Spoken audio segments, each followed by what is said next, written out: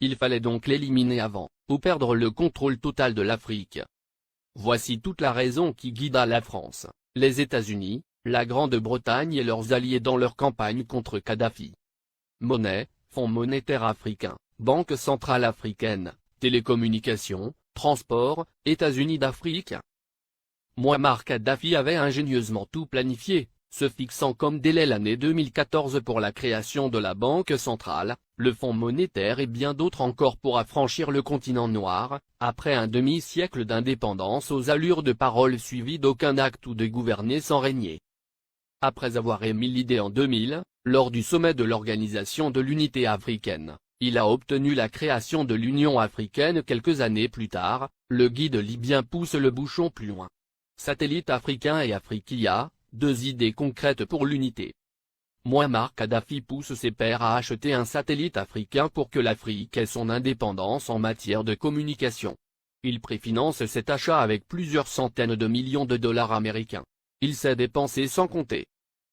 Ainsi pour acheter le satellite africain, il a mis 300 millions de dollars sur la table, témoigne Moustapha Cissé, ancien ambassadeur du Sénégal en Libye, et ex-conseiller spécial de l'ex-président sénégalais Abdou Diouf, en charge du monde arabo-islamique. Le guide de la Jamaïria libyenne offrit ainsi Rascom CAF 1, le premier satellite de télécommunication entièrement dédié au continent africain et ses îles. Il a été mis en orbite le 20 décembre 2007. Cela a été le premier lancement de l'histoire pour tous les pays africains. Kadhafi lance également la compagnie de transport aérien, Afriquia Airways, qui assure la liaison entre les capitales africaines et régions du continent. La compagnie offrait 4 vols réguliers entre Tripoli et Dakar, Abidjan et Le Caire, et bien d'autres. Beaucoup de gens utilisaient la ligne Afriquia pour aller à Paris. Parce qu'on pouvait faire Dakar, Tripoli, Paris, et retour à 400 000 francs CFA, 615 €, ajoute le diplomate sénégalais. Alors Tripoli était devenue une plateforme de communication entre l'Afrique, le monde arabe et l'Europe. La monnaie et la Banque centrale africaine en 2014. Kadhafi avait proposé la mise en place d'une union monétaire africaine, UEMA. Il avait dégagé 30 milliards de dollars pour la création de l'UEMA qui devrait avoir Yaoundé au Cameroun pour siège. Il avait également prévu la création d'une banque centrale africaine, BCA, qui devrait installer son quartier général à Abuja, la capitale fédérale du Nigeria. Il était question que cette banque africaine commence à émettre une monnaie africaine à partir de 2014. Ce qui ne plaît pas aux Occidentaux, parce que ça nous permettrait de nous passer du franc CFA, et des autres monnaies qui ne font que briser nos économies. Kadhafi avait une politique africaine très dynamique.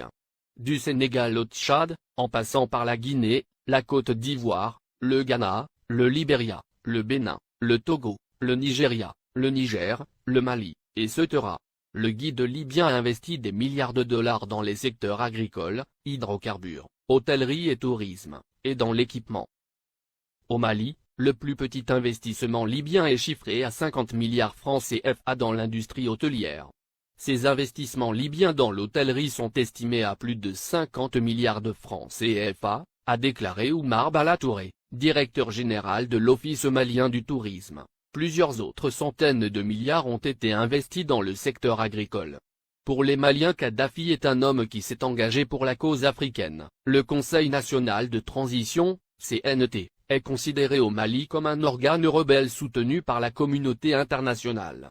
Dès le début de la révolte à Benghazi, et l'entrée de l'aviation étrangère, des associations musulmanes et des partis politiques avaient organisé à Bamako des manifestations de soutien à Kadhafi, dénonçant une invasion occidentale. Le guide libyen a, par ailleurs, dégagé plusieurs milliards de dollars pour la création de banques sahélo-sahariennes au Sénégal, Mali, Niger, Mauritanie, Tchad, etc., et le rachat de plusieurs compagnies occidentales en Afrique pour réduire leur emprise sur les économies du continent. C'est par exemple le cas de Mobil Oil, du groupe américain, ExxonMobil, qui est devenu Oil Libya dans la majeure partie de la sous-région ouest africaine. La Guinée-Conakry doit sa toute première chaîne de télévision à Mouammar Kadhafi. Il le lui a offert au nom du peuple libyen comme présent au peuple frère de la Guinée en 1979. Il a également équipé l'armée guinéenne, de l'armement lourd aux uniformes des soldats pendant plusieurs décennies.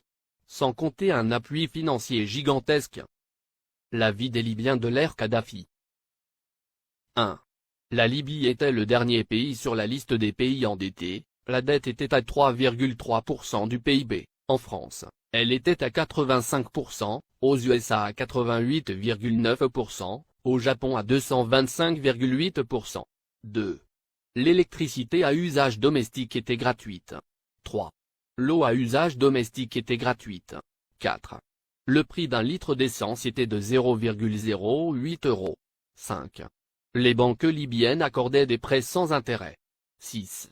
Les citoyens n'avaient pas d'impôts à payer, et la TVA n'existait pas. 7.